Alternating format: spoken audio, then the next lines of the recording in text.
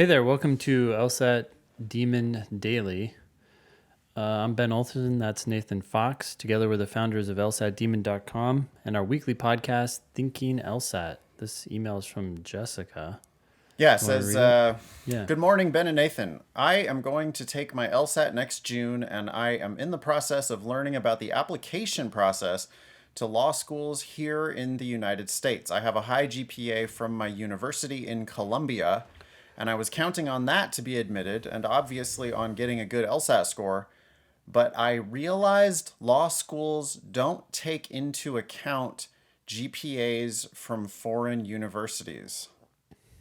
I can't use the scholarship estimator in the LSAT Demon because my GPA is not going to be in my admission process. Are we sure about that? I'm wondering if what's happening here is that Jessica has like a graduate GPA and they're not using that. And so she's interpreting that to mean it doesn't take GPAs from all foreign universities. I feel like we've had conversations where people are like, oh, I'm getting my foreign transcript converted to an LSAC GPA, and that takes time because we are on a different number system, but they had a way of doing that. So I'm a Yeah, little confused by this.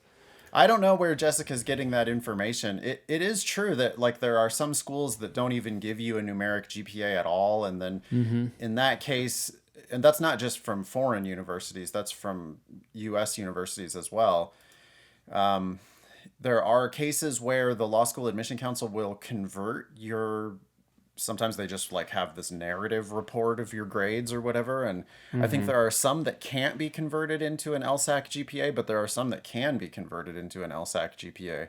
So first I would just challenge Jessica's assumption that they're not going to do that. Because it Jessica, sounds like she has a GPA. She has an actual number, and having yeah, numbers makes it easier to convert right, to our number system or LSAC's yeah. number system. Now, But it could be some school that the LSAC has never heard of and they don't know how to convert those GPAs. But if it's like some big school that LSAC has had other, applicants come through, they might have a process for converting that GPA. So, Jessica, the first thing I would do is check with Law School Admission Council to be sure that you're not going to have a number. I know that LSAC does do those calculations. But by the way, you're going to have to go to lsac.org. That's where you're going to have to sign up for a law school admission test anyway. You are going to have that account. You're going to have to pay for the credential assembly service because that's a thing that that's how the schools aggregate all of your application information and then they send it all out to the school in one shot.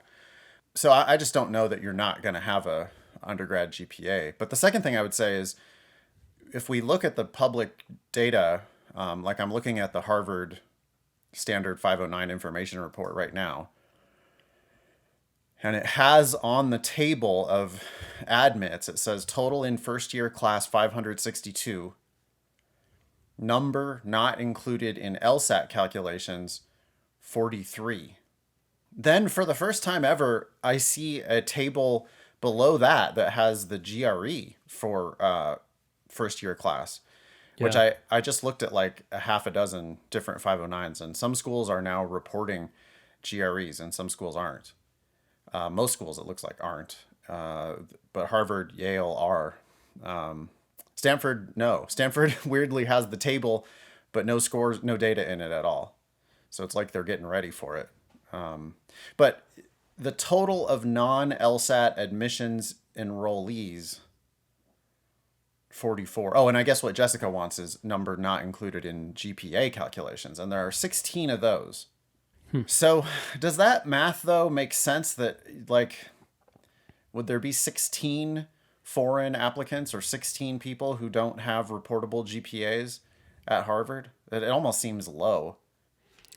it's possible. I am reading online that I'm trying to find this information on lsac.org. And so really your best bet is to just contact LSAC Call directly. them. But yeah, Yeah, call them. there are other websites that are saying that international GPAs are not included in the U.S. News and World Report summary and presumably not in the law school application process. But Okay, I'm on LSAC.org. And now I'm on international transcripts. Okay. They're telling you how to submit your international transcripts on LSAC.org.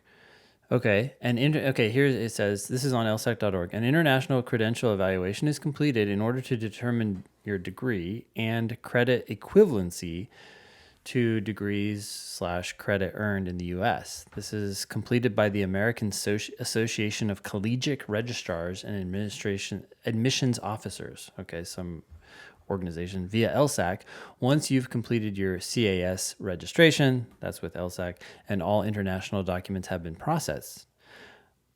Candidates will need to allow at least 2 weeks for evaluation from the time transcripts are processed. Okay, so it sounds like at least some people, international applicants, can get their applications processed. Maybe that's not true for every country, but and there are some websites that are saying you can't get an international GPA. Maybe they're just wrong, and she just came across the wrong website. Well, one way or the other, I mean, if they do the conversion, then Jessica needs to learn that so she Yep. can figure out what her LSAC GPA is going to be. Yeah. If they're not going to convert it into a usable LSAC GPA, then they're going to just lean even more heavily on her LSAT, right? Yeah. They exclude, yeah, so just looking at Harvard again, they excluded 43 out of 562 of their first year class from LSAT calculations, but they had another 44 people who had, looks like they probably had GREs. They excluded 16 people.